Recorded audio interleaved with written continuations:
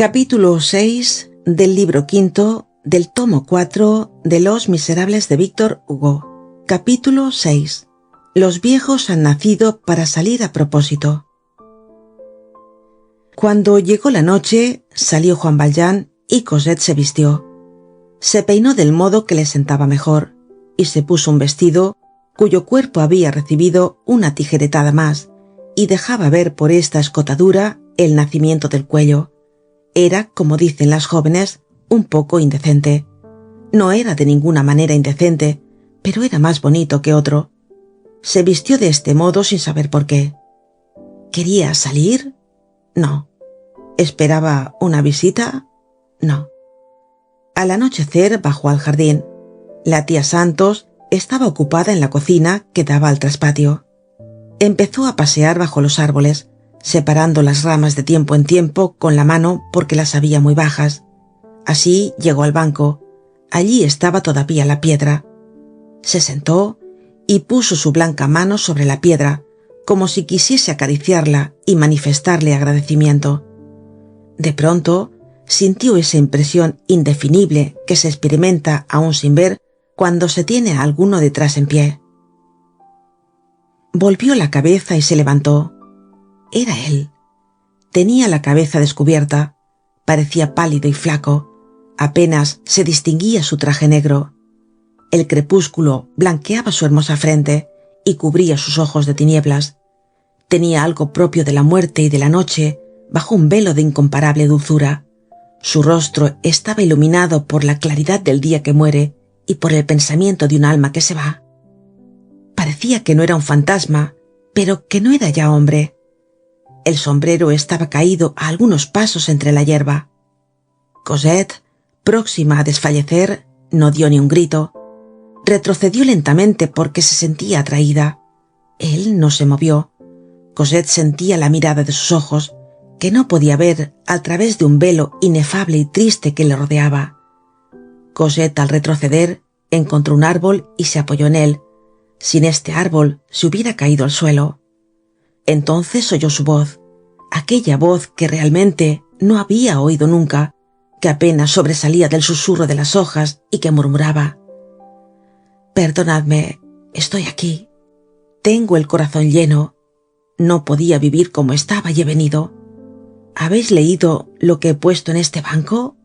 ¿Me conocéis? No tengáis miedo de mí. ¿Os acordáis de aquel día, hace ya mucho tiempo, en que me mirasteis? Fue en el Luxemburgo, cerca del Gladiador. Y del día que pasasteis cerca de mí, el 16 de junio y el 2 de julio, va a hacer un año. Desde hace mucho tiempo no os he visto. He preguntado a la alquiladora de las sillas y me ha dicho que ya no os veía. Vivíais en la calle del Oeste, en un tercer piso de una casa nueva. Ya veis que lo sé. Yo os seguía. ¿Qué tenía que hacer? Después habéis desaparecido. Creí veros pasar una vez cuando estaba yo leyendo los periódicos bajo los arcos del Odeón, y corrí. Pero no, era una joven que tenía un sombrero como el vuestro. Por la noche vengo aquí. No temáis, nadie me ve. Vengo a mirar vuestras ventanas de cerca. Ando muy suavemente para que no lo oigáis, porque podríais tener miedo. La otra noche estaba detrás de vos. Os volvisteis y huí. Una vez os he oído cantar. Fui feliz. ¿Os hace daño que os oiga cantar a través de las persianas? Esto no os hace mal, ¿no es verdad? Ya veis, sois mi ángel. Dejadme venir. Creo que me voy a morir. Si supieseis, os adoro. Perdonadme, os hablo y no sé lo que os digo. ¿Os incomodo tal vez? ¿Os incomodo? «Oh, madre mía», dijo Cosette. Se la doblaron las piernas como si se muriese. Él la cogió. Ella se desmayaba.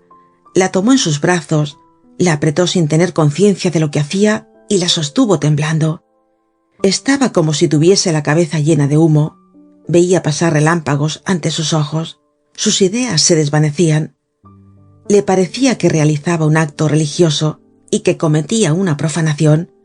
Por lo demás, no experimentaba el menor deseo hacia aquella mujer seductora cuyas formas sentía sobre su pecho. Estaba perdido de amor. La cogió una mano y se la puso sobre el corazón. Sintió el papel que tenía allí y balbuceó: ¿Me amáis, pues? Cosette respondió en una voz tan baja que no era más que un soplo que apenas se oía: Cállate, ya lo sabes. Y ocultó su rostro lleno de rubor en el pecho del joven orgulloso y embriagado. Cayó sobre el banco y ella a su lado. No tenían ya palabras. Las estrellas empezaban a brillar. ¿Cómo fue que sus labios se encontraron? ¿Cómo es que el pájaro canta, que la nieve se funde, que la rosa se abre, que mayo extiende su fragancia, que el alba blanquea detrás de los árboles negros en la cumbre de las colinas?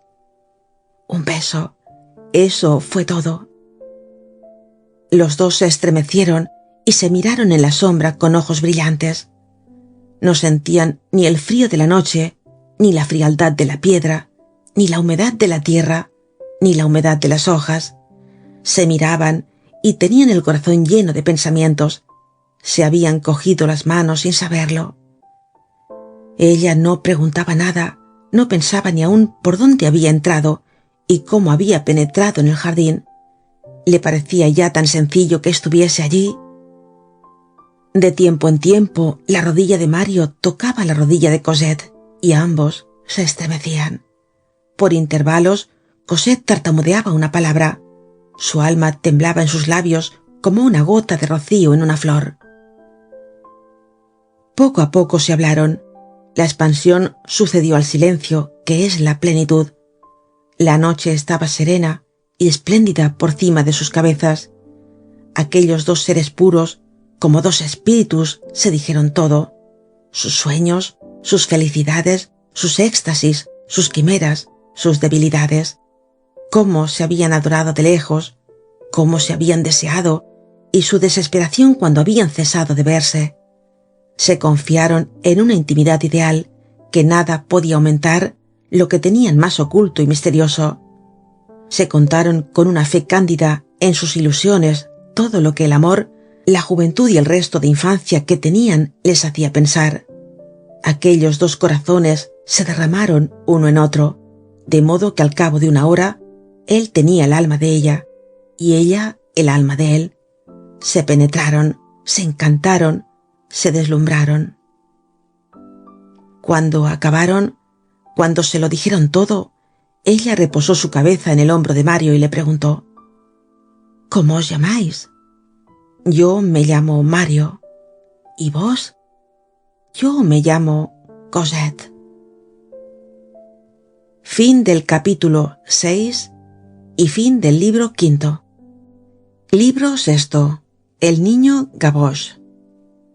Capítulo 1 del libro 6 del tomo 4 de Los Miserables de Víctor Hugo. Capítulo 1. Travesuras del viento. Desde 1823, mientras que el bodegón de Montfermeil se oscurecía y desaparecía poco a poco, no en el abismo de una bancarrota, sino en la cloaca de las deudas pequeñas, los Thénardier habían tenido otros 2 hijos, varones ambos. Con estos eran 5, 2 hembras y 3 varones, lo cual era mucho. La Thénardier se había desembarazado de los 2 últimos, cuando eran aún muy pequeños, con una felicidad singular. Hemos dicho, con razón, desembarazado, porque en aquella mujer no había más que un fragmento de naturaleza, fenómeno de que hay más de un ejemplo. Como la mariscala de Lamotte Houdancourt, la Thénardier solo era madre para sus hijas. Allí concluía su maternidad. Su odio al género humano empezaba en sus hijos. Por el lado de estos, su maldad estaba cortada a pico, y su corazón tenía en este lugar una lúgubre escarpadura. Como se ha visto ya, detestaba al mayor y odiaba a los otros 2. ¿Por qué? Porque sí.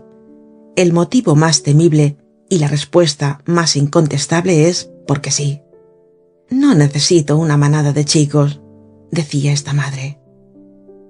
Expliquemos cómo los Thénardier habían llegado a librarse de sus 2 últimos hijos y aun a sacar provecho de ellos.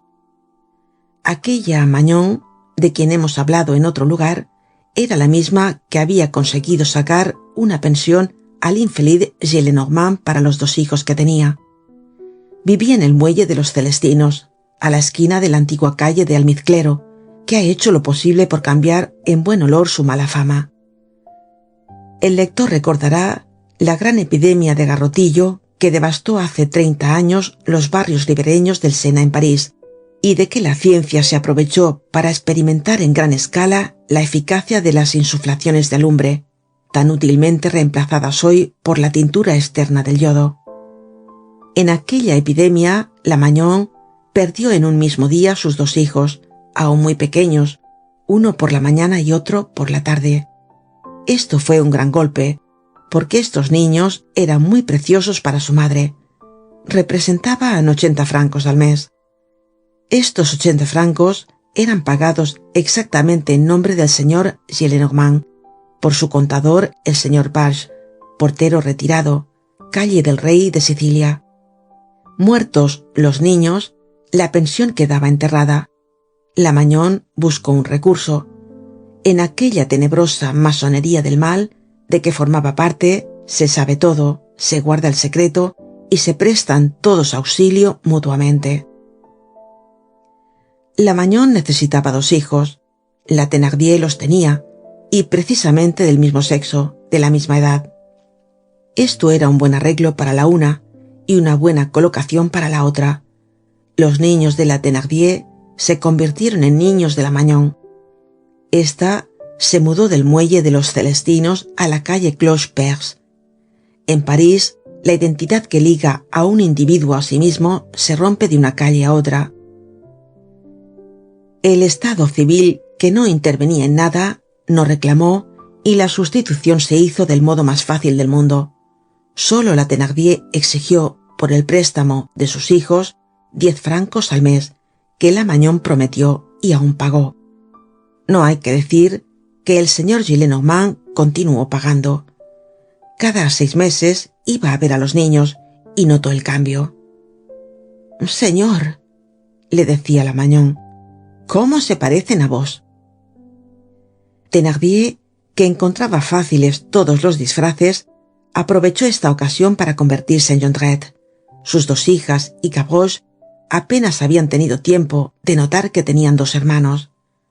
En cierto grado de miseria se apodera del alma una especie de indiferencia espectral y se ve a los seres como larvas. Las personas más allegadas se presentan como vagas formas de la sombra que apenas se distinguen del fondo nebuloso de la vida y se confunden fácilmente en lo invisible. La noche del día en que la Thénardier había hecho entrega de sus 2 hijos a la Magnon, con voluntad expresa de renunciar a ellos para siempre, tuvo o aparentó tener un escrúpulo, y dijo a su marido: «Pero esto es abandonar a esos niños».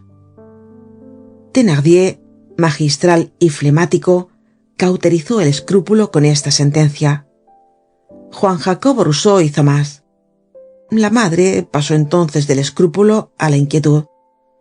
«¿Y si la policía nos persiguiese? ¿Es permitido esto que hemos hecho? Decidme, señor Thénardier». Thénardier respondió: «Todo es permitido. Nadie verá en esto más que una cosa clara como el agua. Por otra parte, no hay interés alguno en cuidar de hijos que no tienen un cuarto». La Magnon era una variedad elegante del crimen. Se cuidaba del aseo personal, dividía su habitación, amueblada de una manera extraña y miserable, como una astuta ladrona inglesa afrancesada.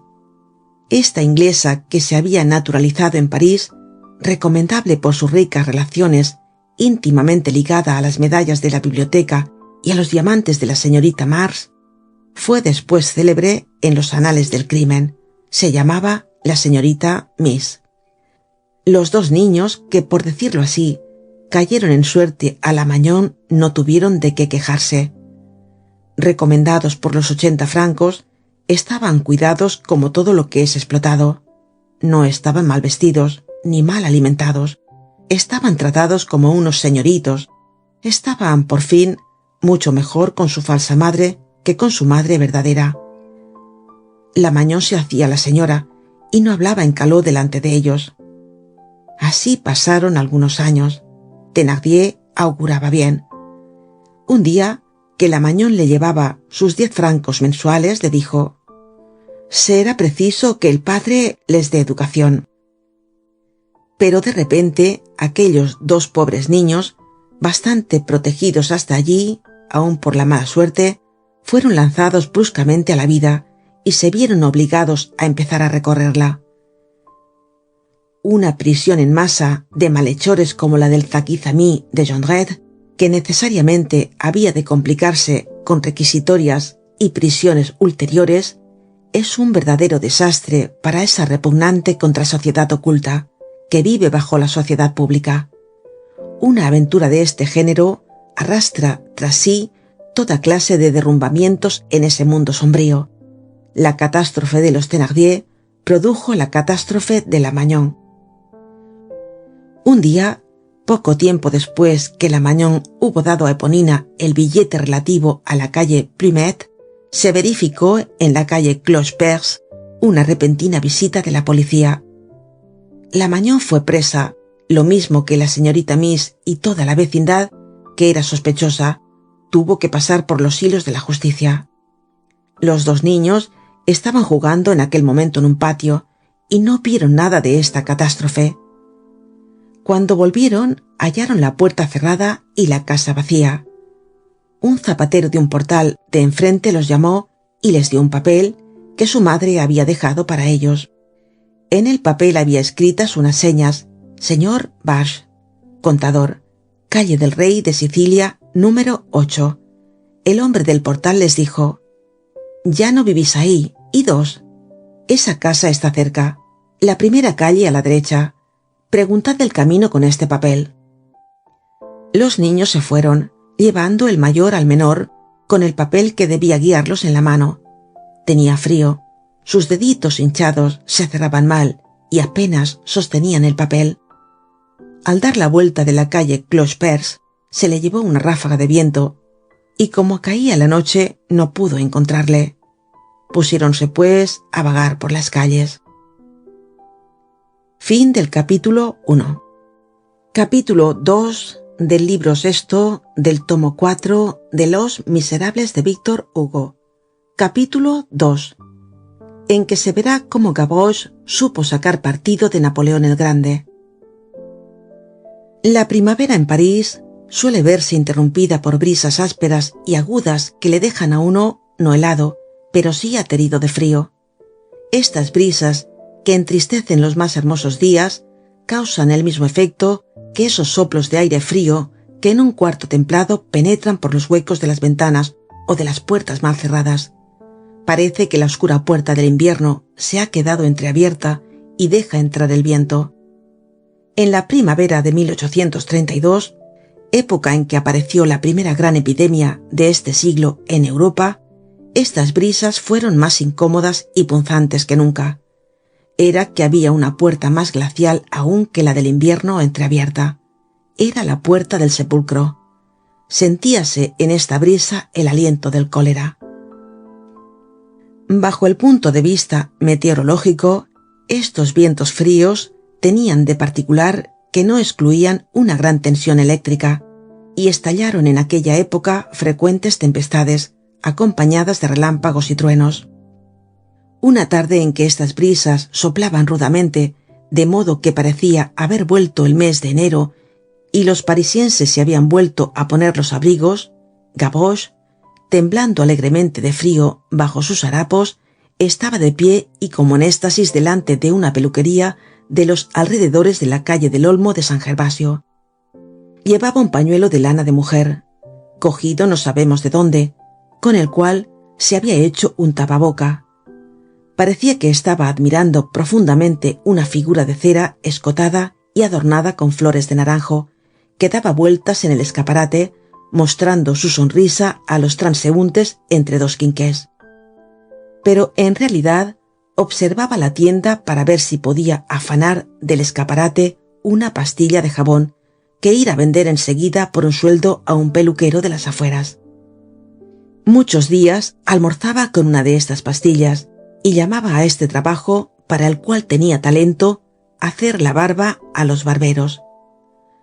Contemplando pues la muñeca y mirando la pastilla, decía entre dientes: martes. No es martes. ¿Fue martes? Quizá es martes. Sí, es martes.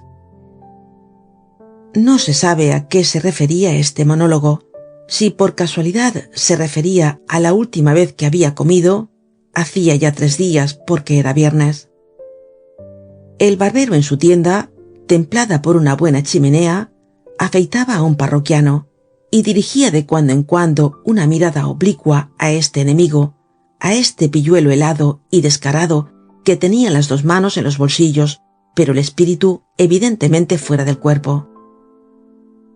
Mientras que Gavroche examinaba la muñeca, el escaparate y el jabón de Windsor, 2 niños, de estatura desigual, vestidos con limpieza y menores que él, uno como de 7 años y otro de 5, hicieron girar tímidamente el picaporte y entraron en la tienda pidiendo algo, una limosna quizá, con un murmullo lastimero, que parecía más bien un gemido que una súplica.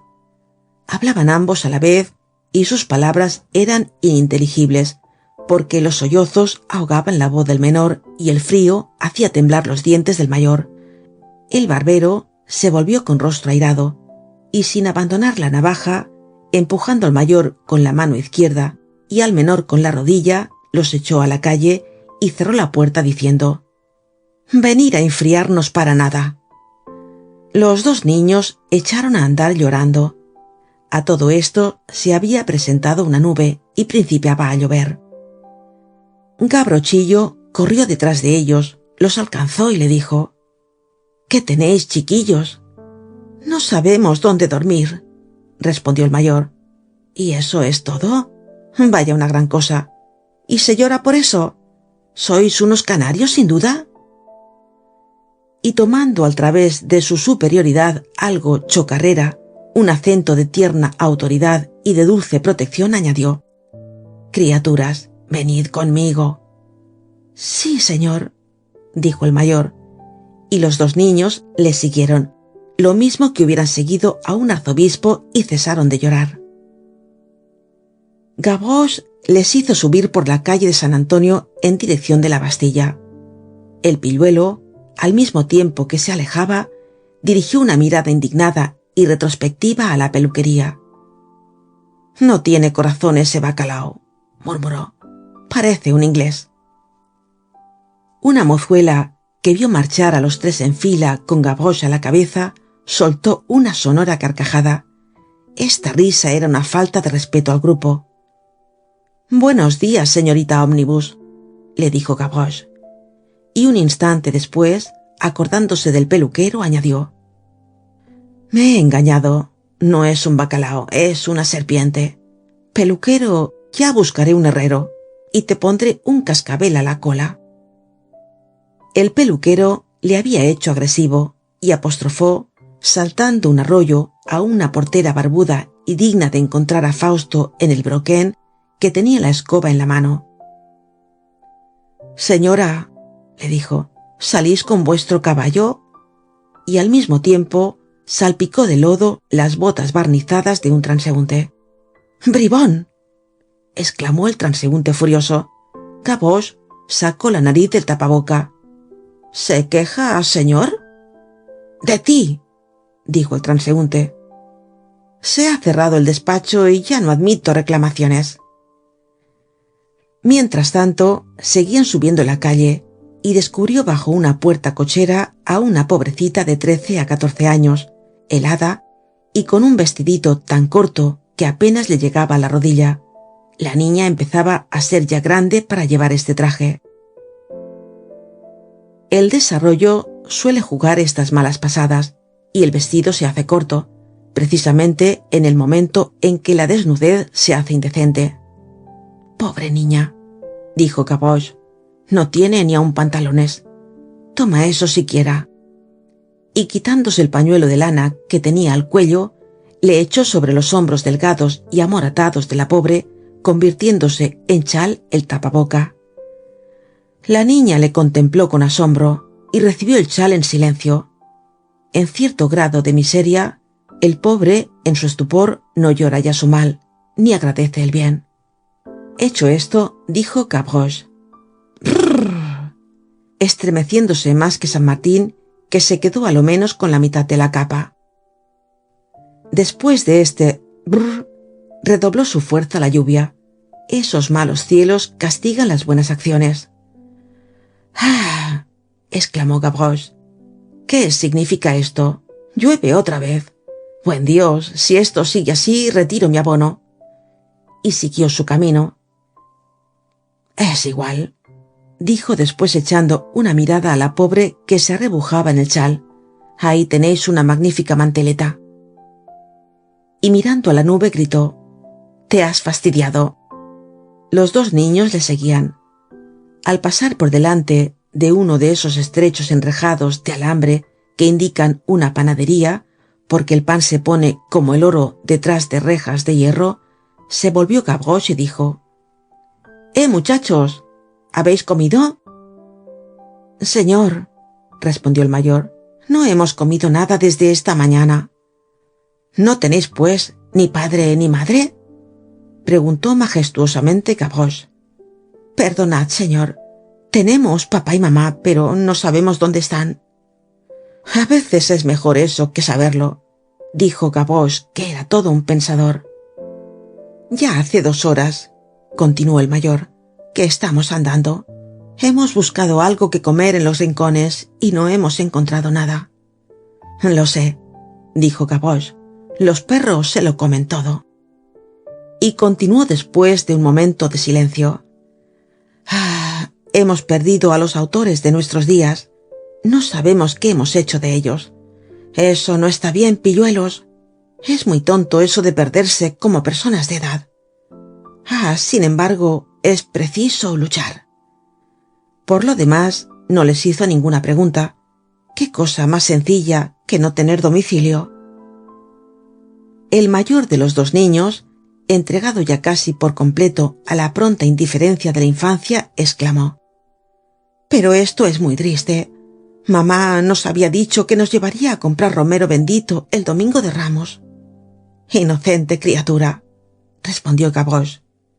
Mamá, añadió el mayor, es una señora que vive con la señorita Miss. Necio, dijo Gavroche. En esto se había parado y andaba hacía algunos minutos tentando y registrando todos los rincones que tenía en sus harapos. Por fin levantó la cabeza con una expresión no satisfecha, pero en realidad triunfante. Calmémonos, monigotillos, ya tenemos con qué cenar los 3. Y sacó de un bolsillo un sueldo. Y sin dejar a los 2 niños tiempo para alegrarse, los empujó delante de sí hacia la tienda de un panadero y puso el sueldo en el mostrador gritando: ¡Mozo! 5 céntimos de pan. El panadero, que era el amo en persona, cogió un pan y un cuchillo.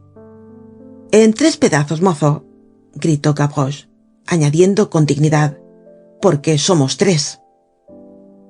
Y viendo que el panadero, después de haber examinado a los 3 comensales, había tomado un pan negro, se metió profundamente un dedo en la nariz con una aspiración tan imperiosa como si tuviese entre los dedos un polvo de tabaco de Federico el Grande, y dirigió al rostro del panadero este apóstrofe indignado: ¿qué es eso? Los lectores que crean ver en esta interpelación de Gavroche una palabra rusa o polaca, o uno de esos gritos salvajes que los yowais y los botocudos se dirigen de una orilla a otra del río, a través de las soledades, deben saber que no es más que una frase que dicen todos los días los lectores, una frase que quiere decir: ¿qué es eso? El panadero comprendió perfectamente y respondió: ¿qué? Es pan, buen pan de segunda clase. Pan de munición, querréis decir, respondió Gavroche tranquila y fríamente desdeñoso. Pan blanco, mozo, pan jabonado, yo convido. El panadero no pudo menos de reírse, y cortando el pan blanco, les miró de una manera compasiva que chocó a Gavroche. «Ah, galopo», dijo, «¿nos queréis medir a toesas?» Téngase presente que puestos los tres uno encima de otro apenas medían una toesa. El panadero así que cortó el pan, guardó el sueldo y Gavroche dijo a los dos niños: «Hamad». Los niños le miraron sorprendidos. Gavroche se echó a reír. «Calla, es verdad, no entienden aún, son tan pequeños». Y añadió: «Comed». Y al mismo tiempo dio a cada uno un pedazo de pan. Y pensando que el mayor, que le parecía más digno de su conversación, merecía alguna distinción especial y debía perder todo temor para satisfacer su apetito, le dijo dándole el mayor pedazo: «Echa ese cartucho en el fusil». Había un pedazo más pequeño que los otros dos y se quedó con él. Los pobres niños estaban hambrientos y Gavroche lo conoció. Mientras mordían el pan con buenos dientes ocupaban la panadería, cuyo amo, después que había cobrado, los contemplaba con enfado. «Volvamos a la calle», dijo Gavroche, y tomaron la dirección de la Bastilla. De tiempo en tiempo, cuando pasaban por delante de las tiendas iluminadas, el niño menor se detenía para mirar la hora en un reloj de plomo que llevaba colgado del cuello en un cordón.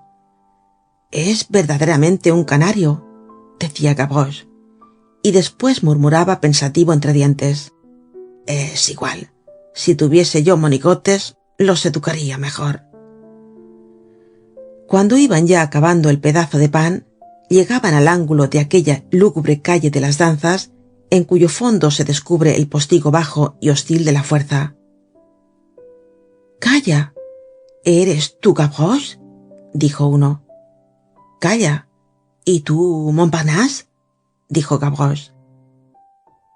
Era un hombre que acababa de acercarse al pilluelo.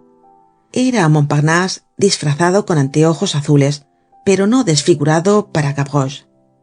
«¡Diablo!», prosiguió Gavroche, «llevas una manteleta de color de cataplasma de harina de linaza y anteojos azules como un médico.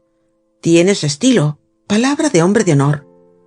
«Shh», le dijo Montparnasse, «no hables tan alto».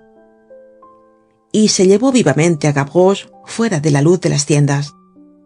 Los dos niños les seguían maquinalmente agarrados de la mano. Cuando estuvieron bajo la oscura archivolta de una puerta cochera, al abrigo de las miradas y de la lluvia, le preguntó Montparnasse: «¿Sabes a dónde voy?». «A casarte con la viuda», contestó Gavroche. «Farsante». Y Montparnasse añadió: «Voy a buscar a Babet». «Ah», dijo Gavroche, «¿ahora se llama Babet?». Montparnasse bajó la voz: «No ella, sino él». «Ah, Babet». «Sí, Babet. Yo le creía en Chirona. Se ha escapado», respondió Montparnasse. Y contó rápidamente al pilluelo que aquella misma mañana Babet había sido trasladado a la conserjería y se había escapado, tomando la izquierda en vez de tomar la derecha en el corredor de la instrucción. Gavroche admiró esta habilidad. «¡Qué sacamuelas!», dijo. Montparnasse añadió algunos pormenores sobre la evasión de Babet y concluyó diciendo: «Oh, no es eso todo». Gavroche, mientras hablaba, había cogido un bastón que Montparnasse llevaba en la mano y había tirado maquinalmente de la parte superior, sacando la hoja de un puñal. «Ah», dijo envainando otra vez vivamente el puñal, «has traído tu gendarme disfrazado de ciudadano». Montparnasse guiñó el ojo. «Caramba», añadió Gavroche, «¿vas a agarrarte con los corchetes?». «No lo sé», respondió Montparnasse con indiferencia. «Bueno es siempre llevar consigo un alfiler». Gavroche insistió: «¿Qué vas a hacer esta noche?». Montparnasse tomó de nuevo el tono grave y dijo mascando las palabras: «Negocios». Y cambiando bruscamente de conversación: «A propósito». «¿Qué?». «Una aventura que me pasó el otro día». Figúrate que me encuentro a un hombre, me regala un sermón y la bolsa. Meto esta en el bolsillo. Un minuto después, meto la mano en el bolsillo y ya no tenía nada. Más que el sermón, dijo Gavroche. Pero, ¿y tú? Dijo Montparnasse. ¿A dónde vas ahora? Gavroche le señaló sus dos protegidos y dijo: voy a acostar a esos dos niños. ¿A dónde? A mi casa. ¿Dónde está tu casa? ¿En mi casa? ¿Tienes, pues, casa? Sí, tengo casa. ¿Y dónde vives? En el Elefante, dijo Gavroche. Montparnasse, aunque de naturaleza poco asustadiza, no pudo contener una exclamación. ¿En el Elefante? ¿Y qué? Sí, en el Elefante, respondió Gavroche. ¡Qué tieso! Esta es otra palabra de una lengua que nadie escribe y que todo el mundo habla. Qué tieso significa que tiene eso. La profunda observación del pilluelo volvió a Montparnasse la calma y el juicio, y le inspiró mejores sentimientos respecto de su habitación. ¿De veras? Dijo. ¿En el Elefante? ¿Y se está bien allí? Muy bien, dijo Gavroche. Allí verdaderamente no hay vientos encallejonados como bajo los puentes. ¿Y cómo entras? ¿Entrando? ¿Hay algún agujero? Preguntó Montparnasse. Caramba, pero no se debe decir. Entre las patas delanteras. Los esbirros no le han visto. Y tú escalas, ya lo comprendo. Un cambio de mano, cric, crac, y está concluido. Nadie lo ve. Después de un momento de silencio, añadió Gavroche: para estos pequeñuelos buscaré una escalera. Montparnasse se echó a reír. ¿Dónde demonios te has encontrado esos mochuelos? Gavroche respondió con sencillez: son unos monigotes que me ha regalado un peluquero. Mientras tanto, Montparnasse se había quedado pensativo. Me has conocido con facilidad, murmuró. Sacó del bolsillo dos objetos pequeños, que no eran más que dos cañones de pluma rodeados de algodón, y se introdujo uno en cada agujero de la nariz. Eso le transformaba la nariz. Eso te desfigura, dijo Gavroche. Así estás menos feo. ¿Por qué no los llevas siempre? Montparnasse era un guapo joven, pero Gavroche era un burlón. Sin reírte, dijo Montparnasse. ¿Cómo estoy? Había variado el timbre de la voz. En un momento, Montparnasse estaba desconocido.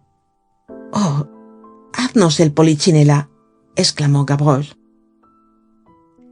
Los dos niños, que no habían oído nada hasta entonces y que estaban ocupados en meterse los dedos en la nariz, se aproximaron al oír este nombre y miraron a Montparnasse con un principio de alegría y de admiración.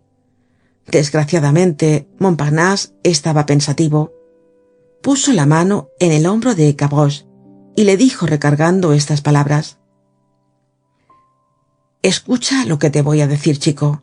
Si me encontrase en la plaza con mi dama, mi daga y mi dogo, y me prodigasen, digamos, 10 sueldos, me dignaría trabajar, pero no todo se puede digerir.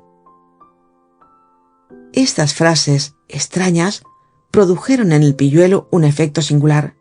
Se volvió con presteza, miró a su alrededor con sus pequeños ojos brillantes y descubrió a algunos pasos un agente de policía que estaba de espaldas.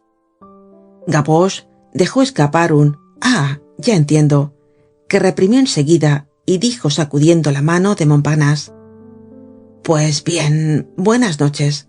Me voy a mi elefante con mis hijuelos.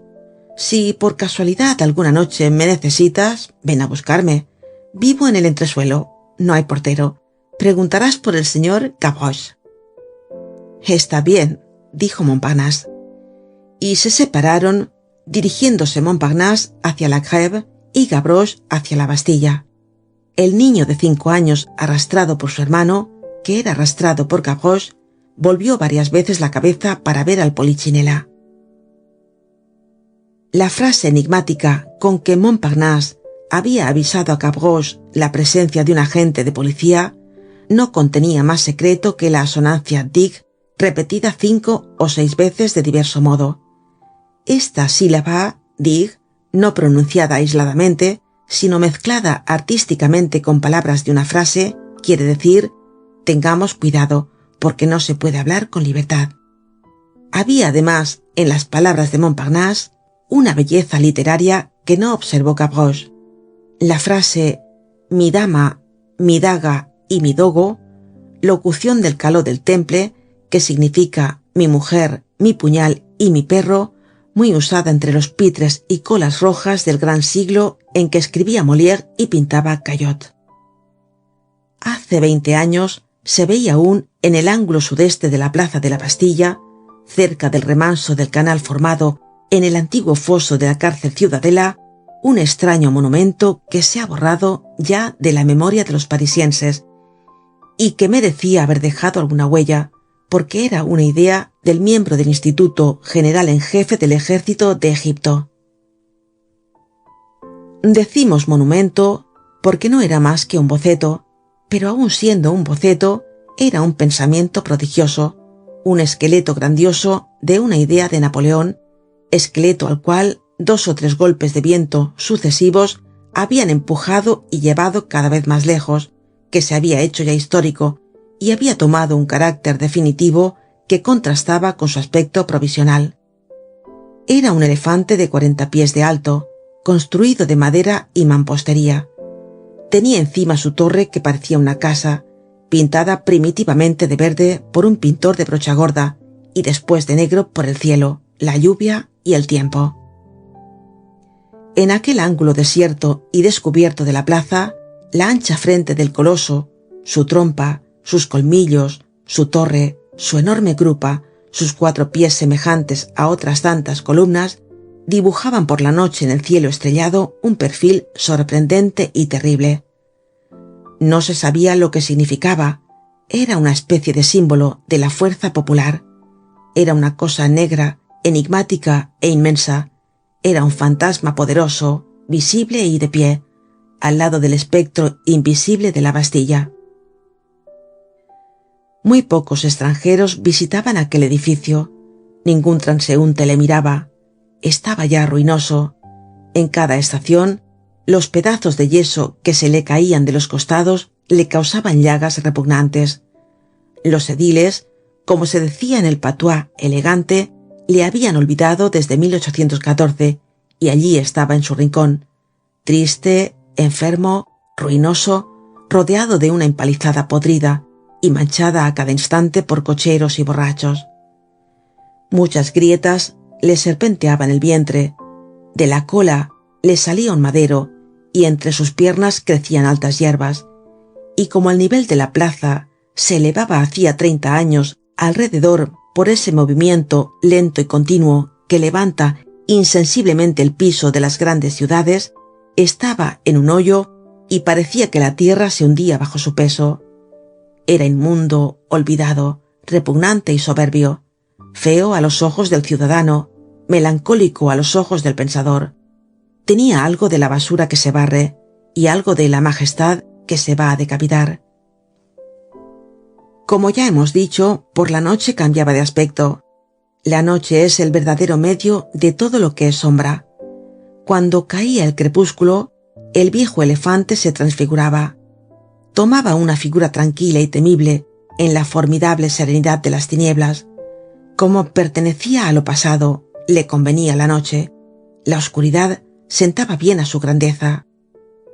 Este monumento rudo, pesado, áspero, austero, casi deforme, pero seguramente majestuoso y lleno de una especie de gravedad magnífica y salvaje, ha desaparecido para dejar reinar en paz la especie de chimenea gigantesca, adornada con su cañón que ha reemplazado a la sombría fortaleza de 9 torres, así como la clase media reemplaza al feudalismo.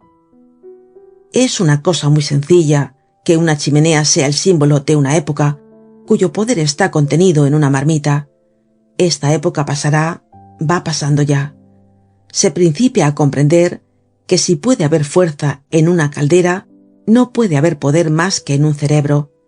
En otros términos, que lo que mueve y arrastra el mundo no son las locomotoras, son las ideas. Uncid las locomotoras a las ideas, está bien, pero no toméis al caballo por el jinete. En fin, el caso es, volviendo a la plaza de la Bastilla, que el arquitecto del elefante había hecho con yeso una cosa grande, y el arquitecto del cañón de chimenea ha conseguido hacer con bronce una cosa pequeña. Este cañón de chimenea, que ha sido bautizado con el nombre sonoro de Columna de Julio, este monumento, hijo de una revolución abortada, estaba aún rodeado en 1832 de una inmensa camisa de madera que echamos de menos y de una vasta empalizada de tablas que acababa de aislar al elefante. Hacia este rincón de la plaza, apenas iluminado por el reflejo de un lejano farol, se dirigió el pilluelo con los dos mamones. Permítasenos detenernos aquí un momento y recordar que estamos en la realidad, que hace 20 años los tribunales correccionales juzgaron por delito de vagancia y de desperfectos en un movimiento público a un muchacho que había sido sorprendido durmiendo en el interior mismo del elefante de la Bastilla. Consignado este hecho, sigamos refiriendo. Al llegar cerca del coloso, Gavroche comprendió el efecto que lo infinitamente grande podía producir en lo infinitamente pequeño y dijo: «Cominos, no tengáis miedo». Después entró por un hueco de la empalizada en el recinto que ocupaba el elefante y ayudó a los pequeñuelos a pasar la brecha. Los dos niños, un poco asustados, seguían a Gavroche sin decir palabra y se entregaban a aquella pequeña providencia haraposa que les había dado pan y les había prometido un abrigo. Había en el suelo una escalera de mano que servía de día a los trabajadores de una carpintería próxima. Gavroche la levantó con singular vigor y la aplicó contra una de las patas delanteras del elefante. Hacia el punto en que terminaba la escalera se distinguía un agujero negro en el vientre del coloso. Gavroche enseñó la escalera y el agujero a sus huéspedes y les dijo: «Subid y entrad». Los dos niños se miraron aterrorizados. «¿Tenéis miedo, mamones?», exclamó Gavroche, y añadió: «Vais a ver». Se agarró al pie rugoso del elefante y en un abrir y cerrar de ojos, sin dignarse hacer uso de la escala, llegó a la grieta. Entró por ella como una culebra que se desliza por una hendidura, desapareció y un momento después los dos niños vieron aparecer vagamente una forma blanquecina y pálida. Era su cabeza que asomaba por el borde del agujero lleno de tinieblas. Gritó. «Subid ahora, cominejos. Ya veréis qué bien se está aquí». «Sube», dijo, dirigiéndose al mayor. «Te daré la mano». Los niños se encogieron de hombros. El pilluelo les inspiraba miedo y confianza a un tiempo, y además llovía muy fuerte. El mayor se arriesgó, y el menor, viendo subir a su hermano, y que se quedaba solo entre las patas de aquel enorme animal, estuvo a punto de llorar, pero no se atrevió. El mayor subía temblando por los peldaños de la escalera. Gavroche, mientras tanto, le animaba con las exclamaciones de un maestro de armas a sus discípulos o de un carretero a las mulas. «No tengas miedo». «Eso es». «Adelante». «Pon ahí el pie». «Aquí la mano». «Valiente». Y cuando estuvo a su alcance, le cogió repentina y vigorosamente por el brazo y le atrajo hacia sí. «Ya te has colado», le dijo. El niño había pasado el agujero. «Ahora», dijo Gavroche, «espérame. Caballero, tened la bondad de sentaros». Y saliendo del agujero como había entrado, se deslizó con la agilidad de un bistiti por la pata del elefante y cayó de pie sobre la hierba. Cogió al pequeñuelo de 5 años por medio del cuerpo y le plantó en medio de la escalera. Después empezó a subir detrás de él, gritando al mayor: «Yo le empujo, cógele tú». En un instante el niño fue subido, empujado, arrastrado, metido por el agujero sin que tuviese tiempo de ver nada. Gavroche, que entró detrás de él, dio una patada a la escalera, que cayó sobre la hierba. Dio una palmada y gritó: «Ya estamos aquí. ¡Viva el general Lafayette!». Pasada esta explosión exclamó: «¡Párvulos! ¡Estáis en mi casa!». Gavroche estaba en efecto en su casa. Oh, utilidad increíble de lo inútil, caridad de todo lo grande, bondad de los gigantes. Aquel monumento desmesurado que había contenido un pensamiento del emperador se había convertido en la jaula de un pilluelo. El niño había sido adoptado y abrigado por el coloso. Los ciudadanos que pasaban los domingos por delante del elefante de la Bastilla decían, midiéndole con la vista al nivel de su cabeza y con desprecio: «¿De qué sirve eso?». Pues servía para salvar del frío, de la escarcha, del granizo, de la lluvia, para librar del aire del invierno, para preservar del sueño sobre el lodo que produce la fiebre, y del sueño en la nieve que produce la muerte, a un pequeño ser sin padre ni madre, sin pan, sin ropa, sin asilo. Servía para refugiar al inocente rechazado por la sociedad. Servía para disminuir una falta pública. Era una cueva abierta para el que encontraba cerradas todas las puertas. Parecía que el viejo mastodonte, miserable, invadido por la carcoma y por el olvido, cubierto de verrugas, de putrefacción y de úlceras, ruinoso, carcomido, abandonado, condenado, especie de mendigo colosal que pedía en vano la limosna de una mirada compasiva en medio de aquella explanada, había tenido piedad de aquel otro mendigo, del pobre pigmeo que andaba sin zapatos en los pies, sin techo sobre la cabeza, soplándose los dedos, vestido de harapos, alimentándose de desperdicios. Véase de qué servía el elefante de la Bastilla. Aquella idea de Napoleón, despreciada por los hombres, había sido acogida por Dios. Lo que solo hubiera sido ilustre se había hecho augusto. El emperador habría necesitado para realizar lo que meditaba el pórfido, el bronce, el hierro, el oro, el mármol. A Dios le bastaba aquel viejo amontonamiento de tablas, vigas y yeso. El emperador había tenido un pensamiento digno del genio. En aquel elefante titánico, armado, prodigioso, que elevaba su trompa, llevaba su torre y hacía salir de todas partes en su derredor surtidores alegres y vivificantes, quería formar la encarnación del pueblo. Dios había hecho una cosa más grande, alojaba allí a un niño. El agujero por donde Gavroche había entrado era una brecha apenas visible por fuera, porque estaba oculta, como hemos dicho, bajo el vientre del elefante, y era tan estrecha que solo los gatos y aquellos niños podían pasar por ella. «Principiemos», dijo Gavroche, «por decir al portero que no estamos en casa». Y penetrando en la oscuridad, con la seguridad del que conoce su casa, tomó una tabla y tapó el agujero. Gavroche volvió a la oscuridad. Los niños oyeron el chirrido de la cerilla sumergida en la botella fosfórica. La cerilla química no se conocía aún. La piedra fumade representaba en aquella época el progreso. Una claridad súbita les hizo cerrar los ojos. Gavroche acababa de encender una de esas sogas impregnadas de resina que se llaman hachas de viento. El hacha, que despedía más humo que luz, hacía confusamente visible lo interior del elefante.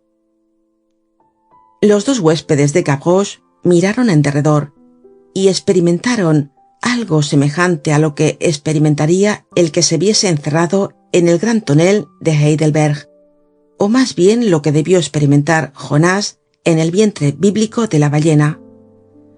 Un esqueleto gigantesco se les presentaba cercándoles. En lo alto una gruesa viga oscura, de la cual partían de distancia en distancia macizas viguetas cintradas, figuraba la columna vertebral con las costillas. Estalactitas de yeso colgaban como vísceras, y de un lado a otro vastas telas de araña hacían el efecto de polvorosos diafragmas. Veíanse aquí y allí, en los rincones, grandes manchas negruzcas que parecían dotadas de vida, y que se movían rápidamente con movimiento brusco y asustadizo. Los pedazos caídos del dorso del elefante sobre el vientre habían llenado la concavidad, de modo que se podía andar por ellos como por un entablado. El menor de los niños se arrimó a su hermano y dijo a media voz: «¡Qué oscuro!». Esta exclamación llamó la atención de Gavroche. El aspecto petrificado de los dos pequeñuelos hacía necesaria una explosión. «¿Qué decís?», exclamó. «¿Nos quejamos? ¿Nos hacemos los descontentos? ¿Necesitáis acaso las tullerías? ¿Seréis unos asnos? Decídmelo. Os prevengo que no soy yo del batallón de los tontos. ¿Qué? ¿Sois por ventura los cominos de la despensa del Papa?». Para el miedo es muy buena alguna aspereza, porque da confianza. Los dos niños se aproximaron a Gavroche.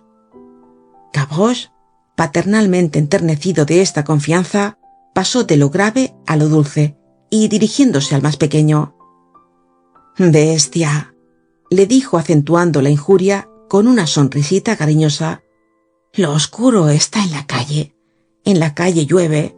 Aquí no llueve. En la calle hace frío. Aquí no hay un soplo de viento.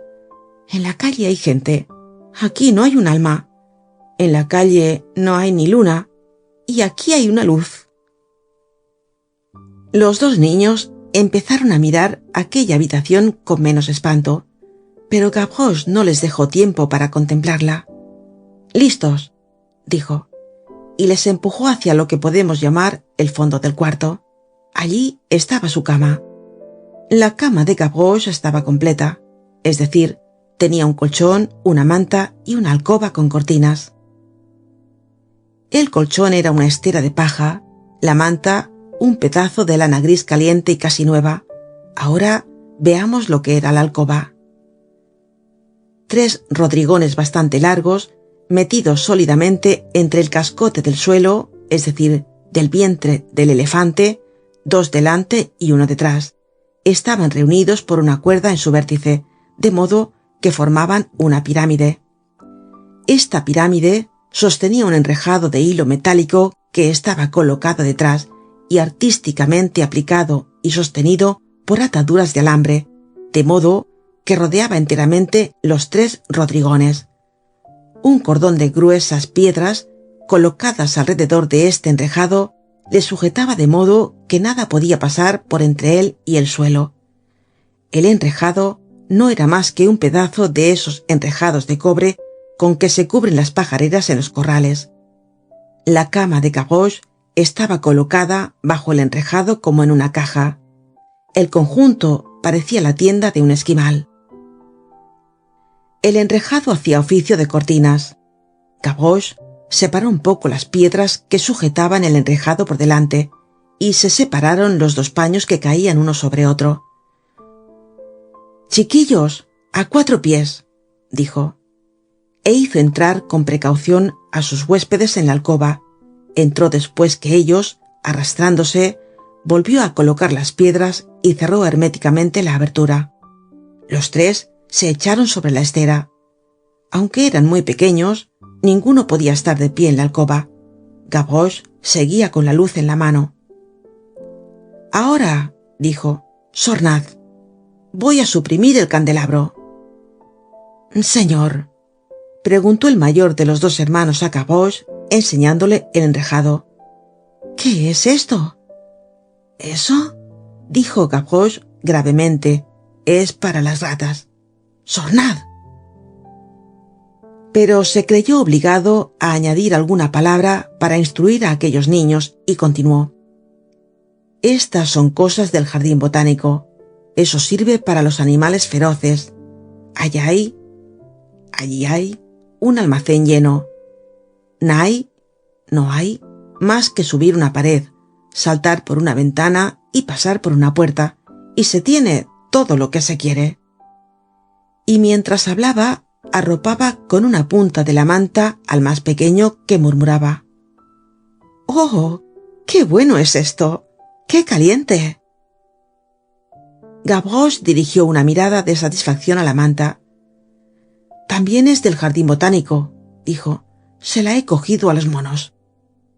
Y enseñando al mayor la estera en que estaba acostado, estera muy espesa y admirablemente trabajada, añadió: esto era de la jirafa.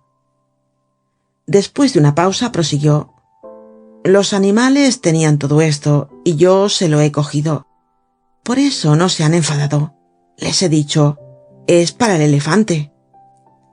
Tuvo un momento de silencio y volvió a decir: se salta la tapia y se burla uno del gobierno. Eso es.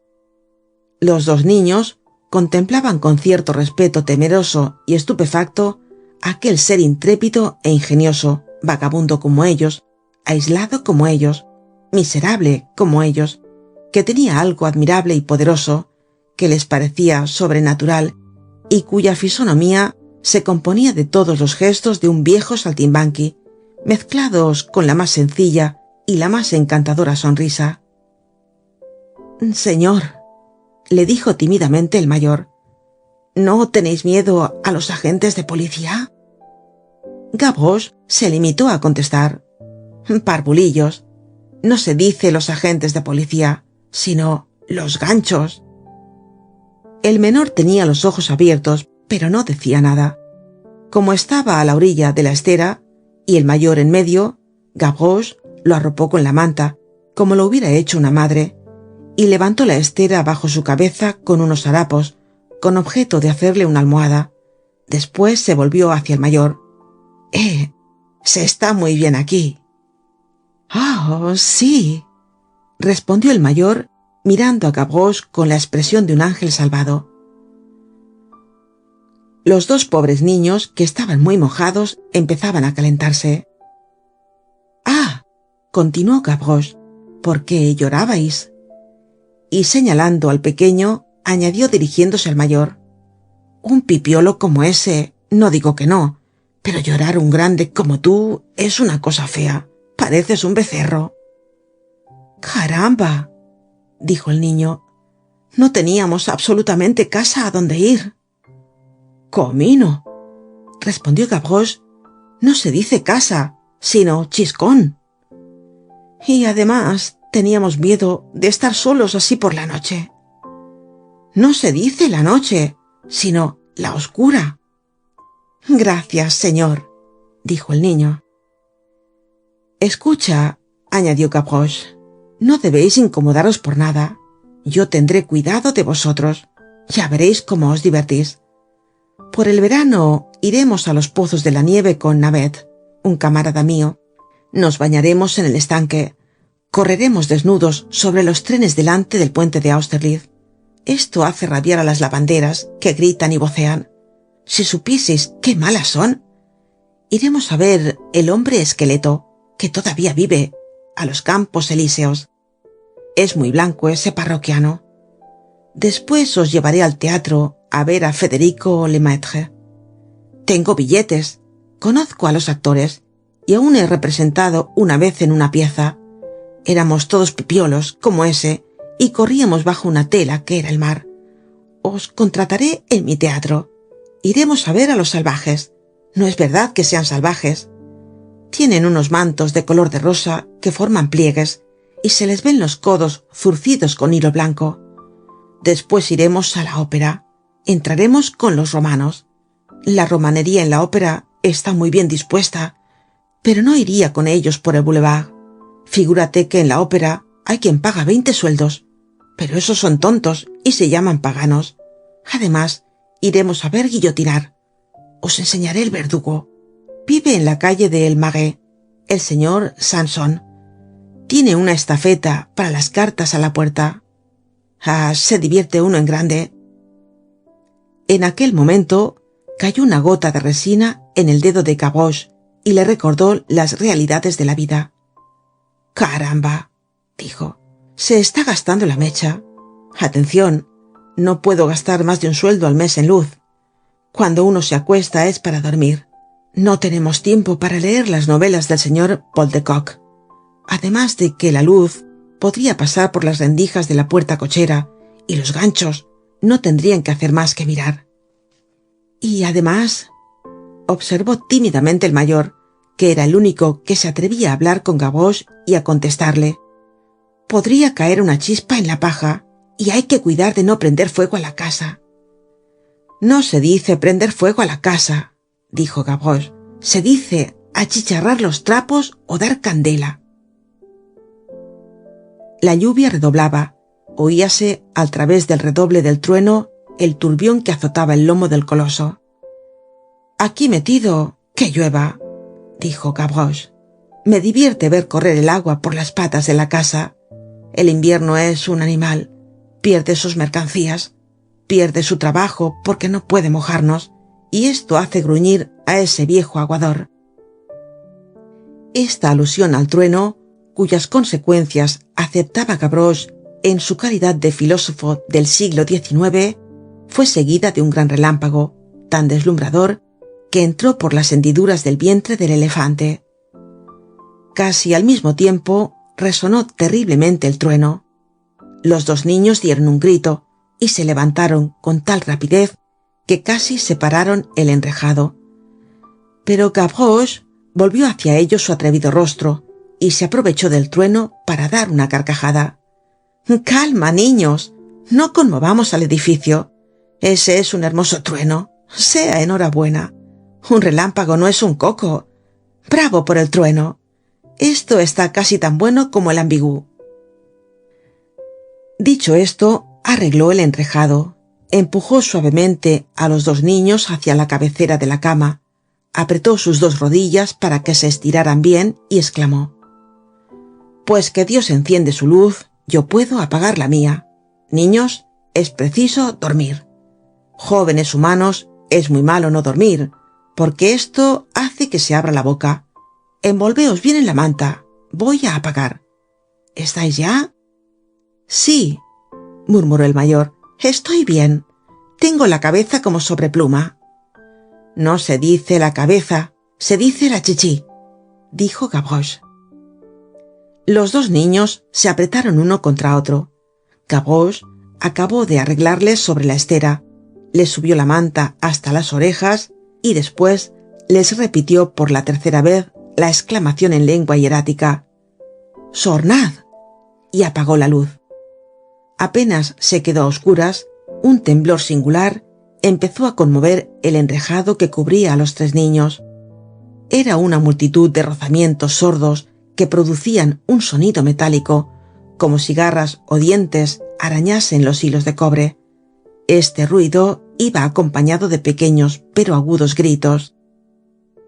El niño de 5 años, oyendo este ruido por cima de su cabeza, helado de espanto, empujó con el codo a su hermano, pero éste dormía ya como le había mandado Gavroche. Entonces el niño, no pudiendo con el miedo, se atrevió a interpelar a Gavroche, pero en voz muy baja y deteniendo el aliento. Señor. Dijo Gavroche, que acababa de cerrar los párpados. ¿Qué es eso? Las ratas, respondió Gavroche, y volvió a echar la cabeza en la estera. Las ratas, en efecto, que pululaban a millares en el esqueleto del elefante, y que eran aquellas manchas negras vivas de que hemos hablado, se habían estado quietas ante la luz mientras había estado encendida. Pero desde el momento en que aquella caverna, que era como su ciudad, había vuelto a la noche, oliendo lo que el narrador Perrault llama carne fresca, se habían arrojado sobre la tienda de Gavroche, habían subido hasta el vértice y mordían las mallas como si tratasen de agujerear aquella armadura de nuevo género. El niño no podía dormir. Señor, volvió a decir. Dijo Gavroche. ¿Qué son las ratas? Son ratones. Esta explicación tranquilizó un poco al niño. Había visto algunas veces ratones blancos y no les tenía miedo. Sin embargo, volvió a decir. Señor. ¿Qué? Respondió Gavroche. ¿Por qué no tenéis gato? He tenido uno, respondió Gavroche. He traído uno, pero me le han comido. Esta segunda explicación deshizo el efecto de la primera, y el niño volvió a temblar, de modo que por cuarta vez empezó el diálogo entre él y Gavroche. Señor. ¿Qué? ¿Quién fue el comido? ¿El gato? ¿Y quién comió al gato? Las ratas. ¿Los ratones? Sí, las ratas.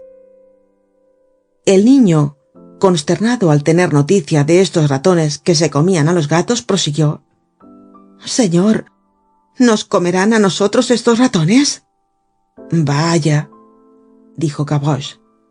El terror del niño llegaba a su colmo, pero Gavroche añadió: No tengas miedo, no pueden entrar. Además, estoy yo aquí. Toma, coge mi mano, cállate y duerme. Gavroche, al mismo tiempo, cogió la mano del pequeño por cima de su hermano. El niño apretó esta mano y se tranquilizó. El valor y la fuerza tienen comunicaciones misteriosas. Volvió el silencio. El ruido de las voces había ahuyentado y asustado a las ratas, y aunque poco después volvieron a roer el enrejado, los tres niños, sumergidos en el sueño, no oyeron nada. Pasáronse las horas de la noche. La sombra cubría la inmensa plaza de la Bastilla. Un viento de invierno, mezclado con la lluvia, soplaba con fuertes ráfagas. Las patrullas registraban las puertas, las calles de árboles, los cercados, los rincones oscuros, y buscaban a los vagabundos nocturnos, y pasaban por delante del elefante. El monstruo de pie, inmóvil, con los ojos abiertos en las tinieblas para meditar como satisfecho de su buena acción, protegía contra el cielo y los hombres a los tres pobres niños dormidos. Para comprender lo que sigue, es preciso recordar que en aquella época el cuerpo de guardia de la Bastilla estaba situado al otro extremo de la plaza, y que lo que pasaba cerca del elefante no podía ser visto ni oído por el centinela. Hacia el fin de la hora que precede inmediatamente al alba, salió un hombre corriendo de la calle de San Antonio, atravesó la plaza, dio la vuelta a la cerca de la columna de Julio y se deslizó por la empalizada hasta colocarse bajo el vientre del elefante. Si una luz cualquiera hubiera iluminado a aquel hombre, se habría adivinado que había pasado la noche bajo la lluvia, al ver lo calado que estaba.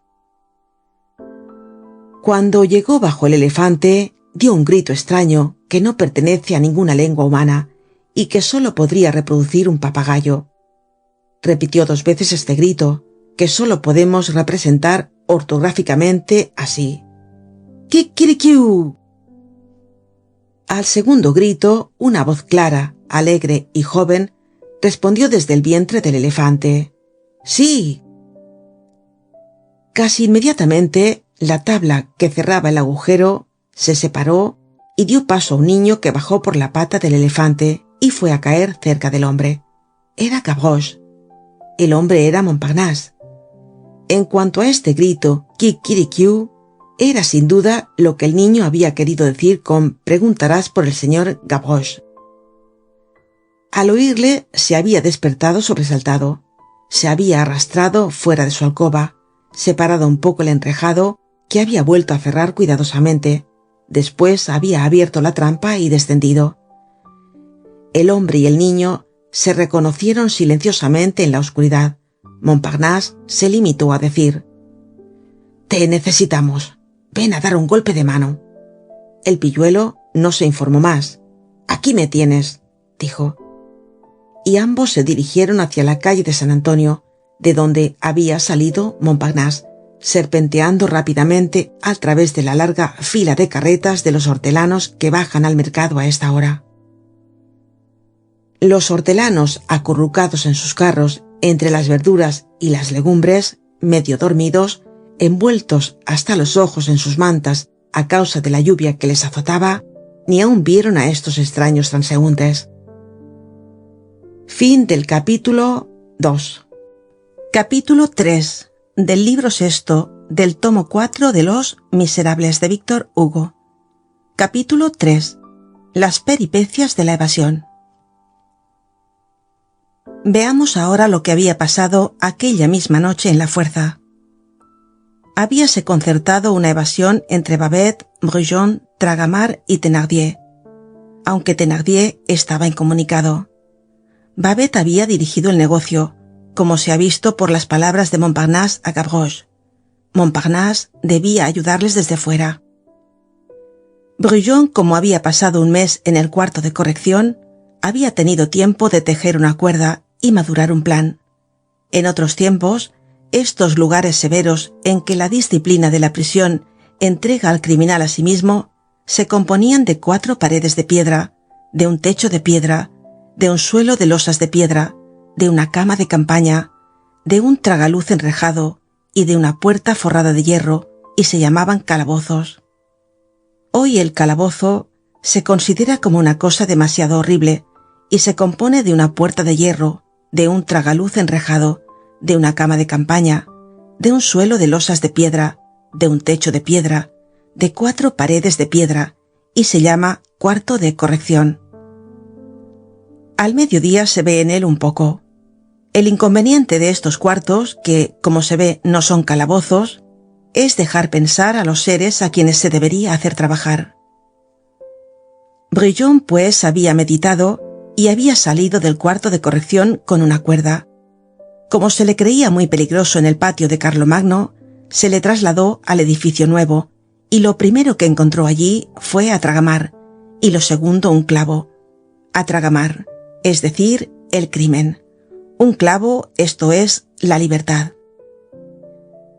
Brujon, cuyo carácter debemos pintar completamente ahora, era bajo la apariencia de una complexión delicada y de una laxitud profunda, un criminal inteligente, y un ladrón que tenía la mirada agradable y la sonrisa atroz. Su mirada era el resultado de su voluntad, y su sonrisa el resultado de su naturaleza. Sus primeros estudios en el arte se habían dirigido a los tejados. Había introducido grandes progresos en la industria de los ladrones de plomos que levantan los emplomados y abren las gateras por el procedimiento llamado entre ellos de doble grasa. Lo que en aquel momento hacía más favorable una tentativa de evasión era que los plomeros repasaban y componían parte del empizarrado de la cárcel. El patio de San Bernardo no estaba enteramente aislado del patio de Carlomagno y del patio de San Luis. Había por la parte más alta andamios y escalas, o en otros términos, puentes y escaleras del lado de la libertad. El edificio nuevo, que estaba lo más agrietado y lo más decrépito que pueda imaginarse, era el punto más débil de la cárcel. Las paredes estaban tan roídas por el salitre que había sido necesario cubrir con un entablado las bóvedas de los dormitorios, porque solían desprenderse de ellos piedras que caían sobre los presos en la cama. A pesar de esta decrepitud, se cometía la falta de tener en el edificio nuevo a los acusados más peligrosos, de encerrar allí las causas graves, como se dice en el lenguaje carcelario. El edificio nuevo tenía 4 dormitorios superpuestos y una mole encima que se llamaba Buenos Aires. Un ancho tubo de chimenea, que probablemente había sido de alguna cocina de los duques de la Fuerza, partía del piso bajo, atravesaba los 4 pisos, cortaba en 2 partes todos los dormitorios, figurando una especie de pilar aplanado que pasaba al otro lado del techo. Tragamar y Brujon estaban en el mismo dormitorio, y por precaución habían sido encerrados en el piso bajo. La casualidad hacía que la cabecera de sus camas estuviese apoyada en el tubo de chimenea. Thénardier estaba precisamente sobre su cabeza en la mole llamada Buenos Aires.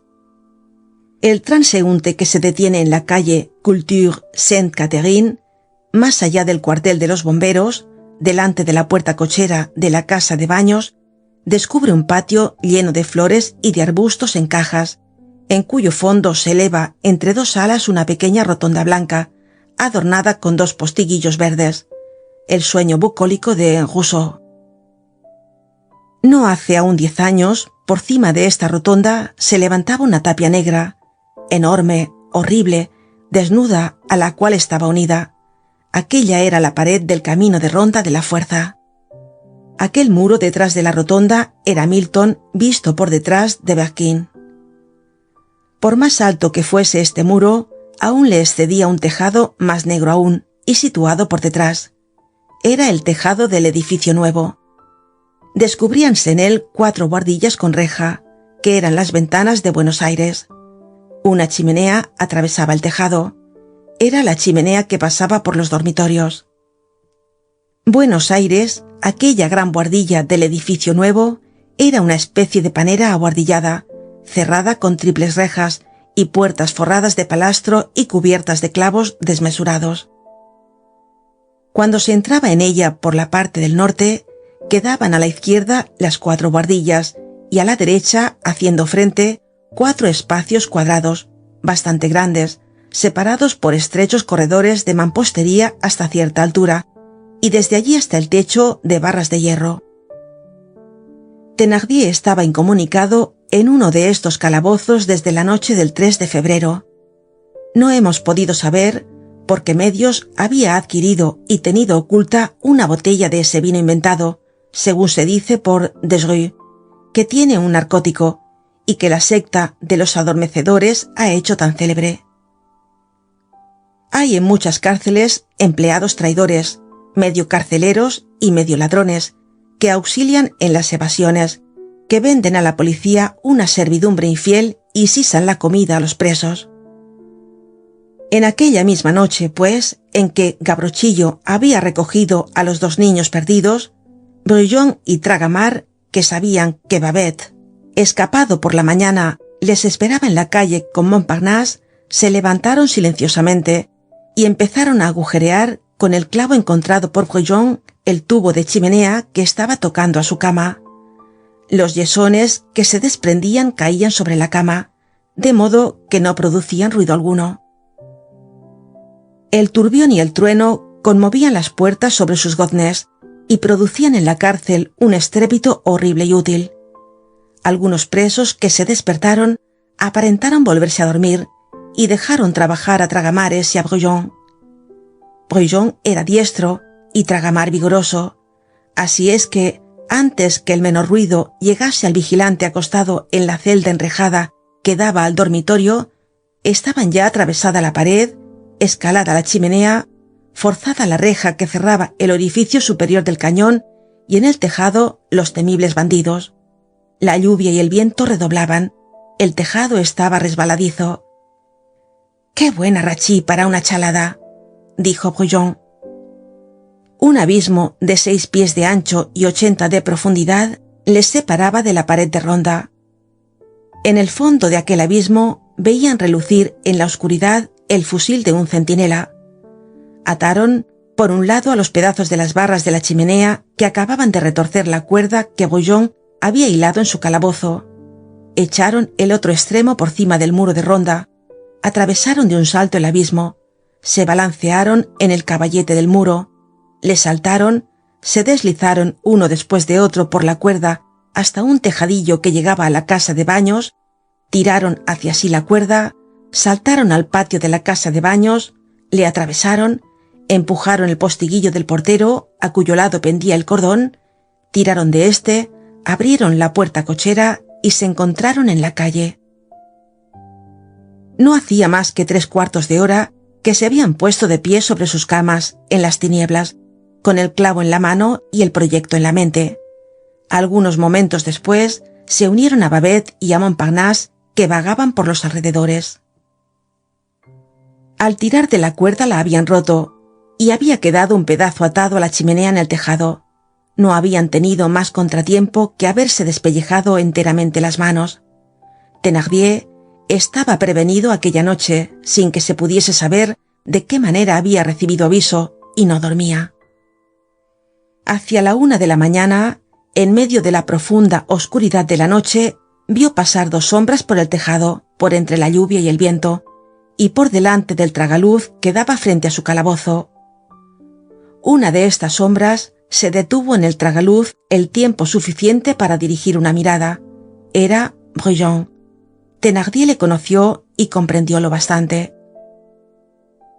Thénardier, señalado como peligroso y detenido como acusado de una emboscada nocturna a mano armada, estaba vigilado por un centinela de vista que era relevado cada 2 horas y se paseaba con el fusil cargado por delante de su calabozo. Buenos Aires estaba iluminado por una lámpara. El preso tenía unos grillos de 50 libras de peso.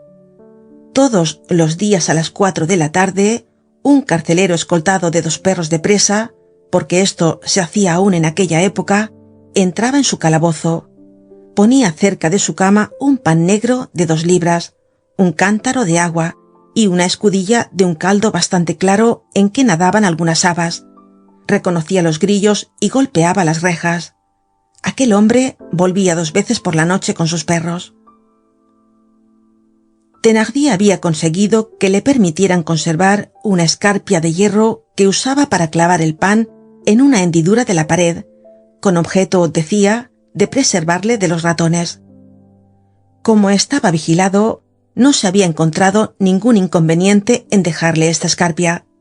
Sin embargo, luego se recordó que el carcelero había dicho: «Más valdría dejarle una escarpia de madera». A las 2 de la mañana fueron a relevar al centinela, que era un soldado viejo, y fue reemplazado por un quinto. Algunos momentos después, el carcelero con sus perros hizo su visita y se retiró sin notar nada, excepto la mucha juventud y el aire de paisano del pistolo. 2 horas después, a las 4, cuando iban a relevar al quinto, le encontraron dormido y tirado en el suelo como un madero cerca del calabozo. En cuanto a Thénardier, ya no estaba allí. Los grillos estaban rotos en el suelo. Había un agujero en el techo y otro más arriba en el tejado. De la cama había sido arrancada una tabla que había desaparecido. Cogióse también en el calabozo una botella medio vacía que contenía el resto del vino narcotizado con que había sido dormido el centinela. La bayoneta de este había desaparecido también. Cuando se descubrió todo esto, se creyó que Thénardier estaría ya fuera de alcance, pero en realidad, si no estaba ya en el edificio nuevo, se veía aún en gran peligro. Thénardier, al llegar al tejado del edificio nuevo, había encontrado el resto de la cuerda de Brujon que colgaba de la reja de la cubierta superior de la chimenea, pero aquel cabo roto era muy corto y no había podido pasar por cima del camino de ronda, como habían pasado Brujon y Tragamar. Cuando se vuelve la calle de Valette a la calle del Rey de Sicilia, se descubre casi de repente a la derecha una gran rinconada. Había allí, en el siglo último, una casa, de que no queda más que la pared maestra, verdadera tapia de un caserón que se eleva hasta la altura de un tercer piso por entre los edificios antiguos. Distínguese esta ruina por 2 grandes ventanas cuadradas que aún se ven. La de en medio, que está hacia la derecha, está atravesada por una viga podrida, sujeta por otro madero. Al través de estas ventanas se distinguía antes una alta y lúgubre pared, que era un trozo de la muralla del camino de ronda de la Fuerza. El hueco que la casa demolida ha dejado en la calle está ocupado en su mitad por una empalizada de tablas podridas, apuntaladas por 5 guardacantones de piedra. En aquel recinto se oculta una pequeña barraca apoyada en la pared ruinosa. La empalizada tiene una puerta que hace algunos años estaba cerrada solo con picaporte. A la cima de esta pared era a donde había conseguido llegar Thénardier a las 3 de la mañana. ¿Cómo había llegado allí? Nunca se ha sabido, ni se ha podido explicar. Los relámpagos debían haberle auxiliado y molestado al mismo tiempo. Se había servido de las escalas y andamios de los pizarreros para pasar de un tejado a otro, de un cercado a otro, de una manzana a otra, de los edificios del patio de Carlomagno a los del patio de San Luis, de aquí al muro de Ronda y de aquí al caserón de la calle del Rey de Sicilia. En este trayecto había soluciones de continuidad que le hacían al parecer imposible. Había usado la tabla de una cama como un puente desde el tejado de Buenos Aires hasta la tapia del camino de Ronda y se había arrastrado como una culebra alrededor de la cárcel hasta el caserón. La tapia del camino de Ronda de la Fuerza formaba una línea dentada y desigual, subía y bajaba, descendía hacia el cuartel de bomberos y se elevaba hacia la casa de baños. Estaba cortada por varios edificios y no tenía la misma altura por el hotel Lamoignon que por la calle Pavé. Por todas partes presentaba líneas verticales y ángulos rectos. Además, los centinelas habrían visto en este caso el sombrío perfil del fugitivo, y aun así, el camino recorrido por Thénardier queda casi inexplicable. La fuga era, pues, imposible de ambas maneras. Thénardier, iluminado por esa terrible sed de libertad que transforma los precipicios en fosos, las rejas de hierro en enrejados de mimbres, la debilidad en fuerza, un gotoso en un gamo, la estupidez en instinto, el instinto en inteligencia y la inteligencia en genio. Thénardier, decimos, había inventado e improvisado un tercer medio. Nunca se ha sabido. No siempre es posible explicarse las maravillas de una evasión. El hombre que se escapa, lo repetimos, está inspirado. Hay algo de las estrellas y del relámpago en el misterioso fulgor de la fuga. El esfuerzo hacia la libertad no es menos sorprendente que el vuelo hacia lo sublime. Y se dice de un ladrón escapado: ¿cómo ha escalado esta pared? Lo mismo que se dice de Corneille. ¿Quién le ha inspirado tal escena? Sea como fuere, Thénardier, goteando sudor, mojado por la lluvia, rotos los vestidos, destrozadas las manos, sangrientos los codos, desolladas las rodillas, había llegado a lo que los niños, en su lenguaje figurado, llaman el corte de la pared ruinosa, y allí, faltándole la fuerza, se había echado a lo largo. La altura vertical de un tercer piso le separaba del empedrado de la calle. La cuerda que tenía era muy corta. Allí esperaba pálido, rendido, perdida toda esperanza, cubierto aún por la oscuridad de la noche, pero diciéndose que iba a venir el día. Aterrorizado ante la idea de oír dentro de algunos instantes las 4 en el reloj próximo de San Pablo, hora en que irían a relevar el centinela, le encontrarían dormido y verían el techo agujereado. Mirando con estupor a una profundidad terrible a la luz de los faroles, el suelo mojado y negro, aquel suelo deseado y terrible que era la muerte y la libertad. Se preguntaba si sus 3 cómplices de evasión habrían salido bien, si le habrían esperado y si vendrían en su auxilio. Escuchaba, excepto una patrulla, nadie había pasado por la calle desde que estaba allí. Casi todos los hortelanos de Montreuil, de Charonne, de Vincennes, de Bercy, que iban al mercado, bajaban por la calle de San Antonio. Dieron las 4. Thénardier tembló. Pocos instantes después, aquel rumor confuso que sigue a una evasión descubierta estalló en la cárcel. El ruido de puertas que se abren y se cierran, el chirrido de las rejas sobre sus goznes, el tumulto del cuerpo de guardia, las roncas voces de los carceleros, el choque de las culatas de los fusiles en los patios llegaban hasta él. Algunas luces subían y bajaban a las ventanas enrejadas de los dormitorios. Una antorcha corría por el último piso del edificio nuevo. Los bomberos del cuartel próximo habían sido llamados. Sus cascos, iluminados en medio de la lluvia por las antorchas, iban y venían por los tejados.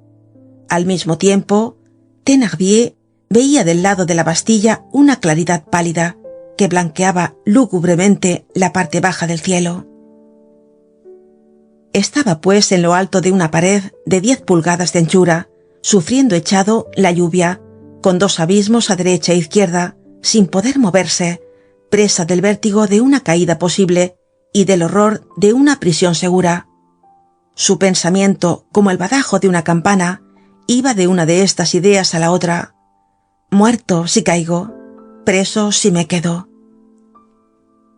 En esta angustia vio de pronto en la calle que estaba aún oscura a un hombre que se deslizaba a lo largo de la pared y que venía del lado de la calle Pavé, detenerse en la rinconada, encima de la cual estaba Thénardier como suspendido.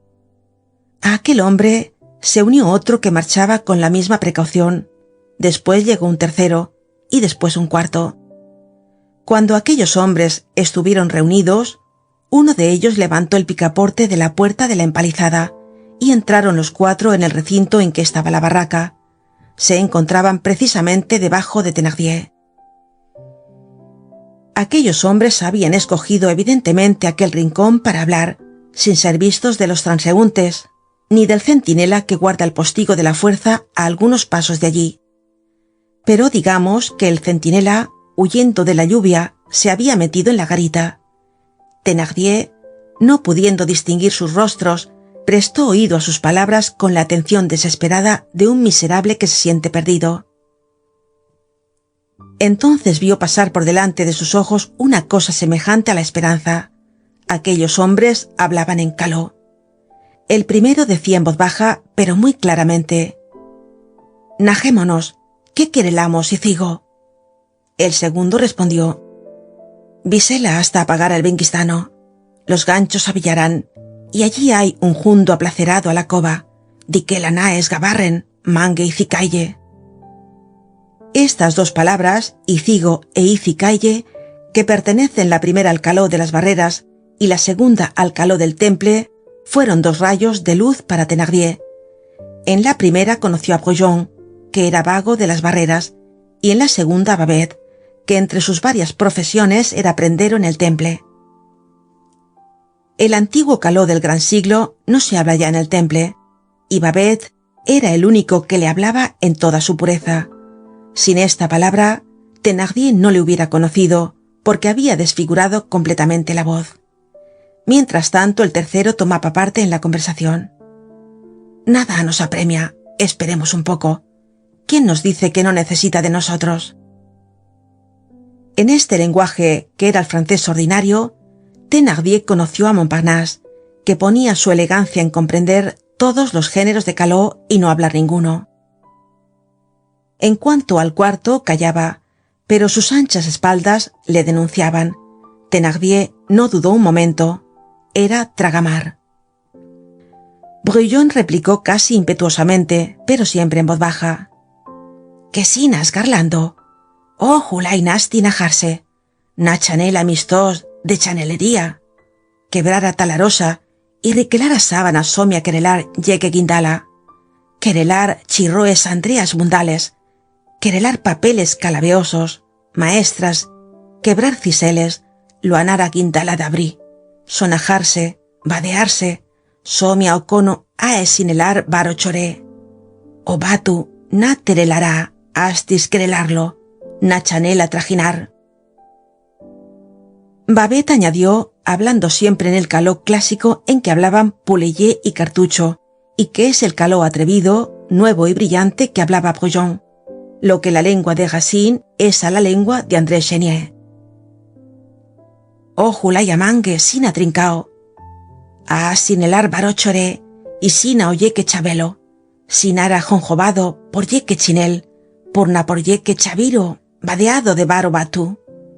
Montparnasse, chuné las ocolas gritadas, di que las ocolas urdiflelas, Andreo estaripel, o conosina sostirela esgabarrao, va, sinara apenao tuyosa, menda naterelo dal, nasío mandrial, acá na chanelamos los osina, na astimos pirrel por ojulay, y sinaremos esgabarraos, na niquelas antivelas admangue, a pillar a peñarasco». «No se debe dejar a los amigos en peligro», murmuró Montparnasse.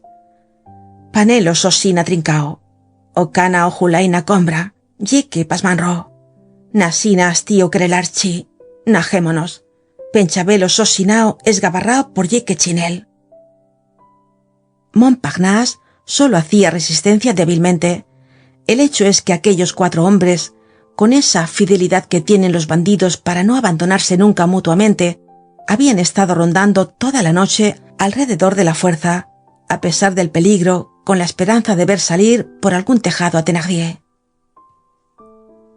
Pero la noche, que era para ellos muy hermosa, era un turbión que tenía todas las calles desiertas, el frío que los entumecía, sus vestidos mojados, su calzado roto, el ruido inquieto que había estallado en la cárcel, las horas que habían pasado, las patrullas que habían visto, la esperanza que iban perdiendo, el miedo que se iba apoderando de ellos, todo esto les impulsaba a retirarse.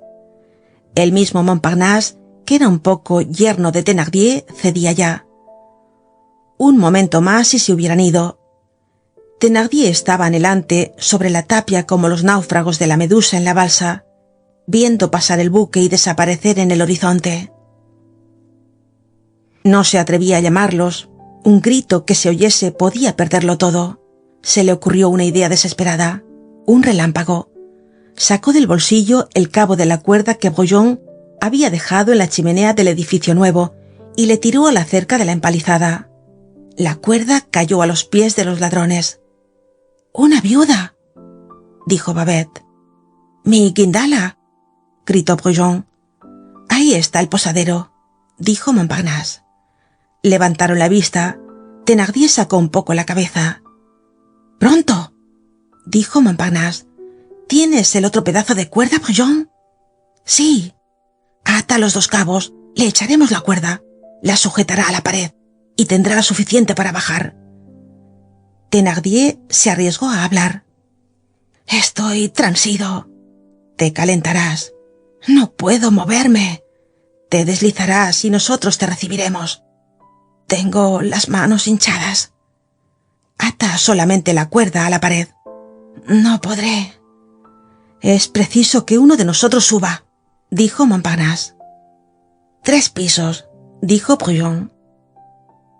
Un viejo conducto de yeso que había servido para una chimenea que se encendía en otro tiempo en la barraca subía por la pared hasta el sitio en que estaba Thénardier. Este conducto, todo lleno de grietas y agujereado, se ha arruinado después, pero todavía se ven sus restos. Era muy estrecho. «Por ahí podría subirse», dijo Montparnasse. «¿Por ese tubo?», exclamó Babet. «Es imposible que suba un manú. Solo podría hacerlo un chaval». «Solo un chaval», repitió Brujon. «¿Y dónde encontrarle?», preguntó Tragamar. «Esperad», dijo Montparnasse, «yo le tengo». Entreabrió suavemente la puerta de la empalizada.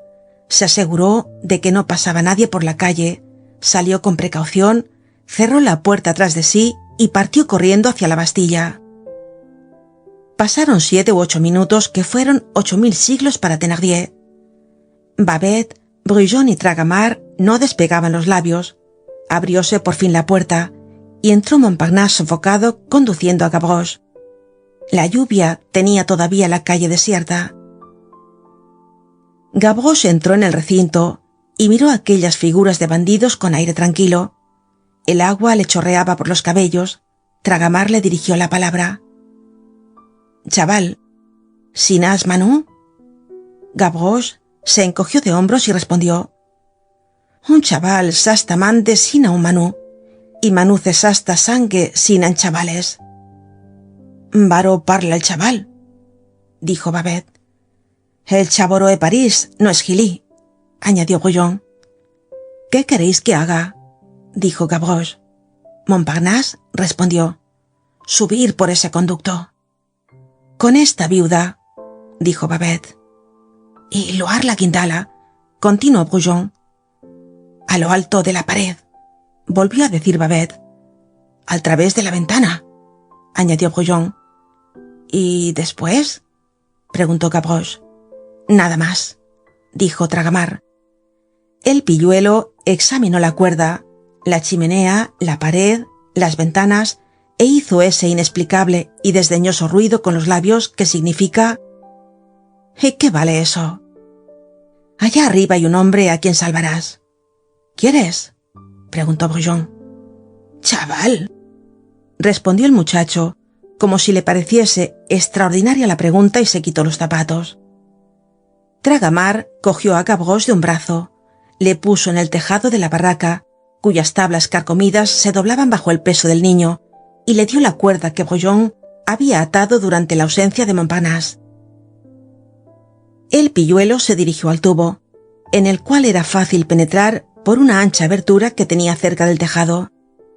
En el momento en que iba a subir, Thénardier, que veía aproximarse la salvación, se inclinó hacia afuera.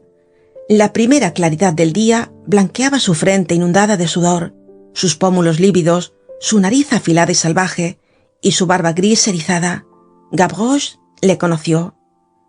«Calla», dijo, «es mi padre». «Bah, no importa». Y cogiendo la cuerda con los dientes, principió resueltamente la subida. Llegó a lo alto del paredón, se montó en él como en un caballo y ató sólidamente la cuerda a la viga superior de la ventana. Un momento después, Thénardier estaba en la calle. Así que puso los pies en el suelo, así que se vio fuera de peligro, no se sintió cansado, ni transido ni tembloroso. Las cosas terribles por que había pasado se desvanecieron como el humo. Toda su extraña y feroz inteligencia se despertó y se encontró de pie y libre, dispuesto a marchar adelante. Véase, pues, cuáles fueron las primeras palabras de aquel hombre. ¿Y ahora qué vamos a comer? Es inútil explicar el significado de esta horrible frase, horriblemente clara, que quiere decir a la vez matar, asesinar, robar. Comer es decir, devorar. Chivarémonos bien, dijo Brujon. Acabemos en 3 palabras y nos separaremos enseguida. Había un negocio de buena cara en la calle de Plumet, una calle desierta, una casa aislada, una verja podrida que da un jardín, mujeres solas. Y bien, ¿por qué no? Preguntó Thénardier. Tú, Dugida, Eponina ha ido a verlo, respondió Babet. Y ha dado un bizcocho a la Magnon, añadió Tragamar. No hay nada que maquilar allí. La Dugida no es gili, dijo Thénardier. Sin embargo, bueno será verlo. Sí, sí, dijo Brujon. Lo veremos. Mientras tanto, ninguno de estos hombres se acordaba de Gavroche, que durante este coloquio se había sentado en uno de los guardacantones de la empalizada. Esperó algunos instantes, quizá a que su padre se volviese hacia él. Después se puso los zapatos y dijo: ¿Tengo más que hacer? Ya os saqué del apuro, me voy. Tengo que ir a cuidar de mis párvulos. Y se fue. Los 5 hombres salieron uno tras otro de la empalizada. Cuando Gavroche hubo desaparecido por la esquina de la calle de Ballet, Babet se llevó a Thénardier aparte. ¿Te has fijado en ese chavalillo?, le preguntó. ¿Qué chavalillo? El que ha escalado la pared y te ha llevado la cuerda. No mucho. Pues bien, no sé, pero me parece que es tu chavoró. Bah, dijo Thénardier. ¿Lo crees tú? Fin del capítulo 3 y fin del libro 6.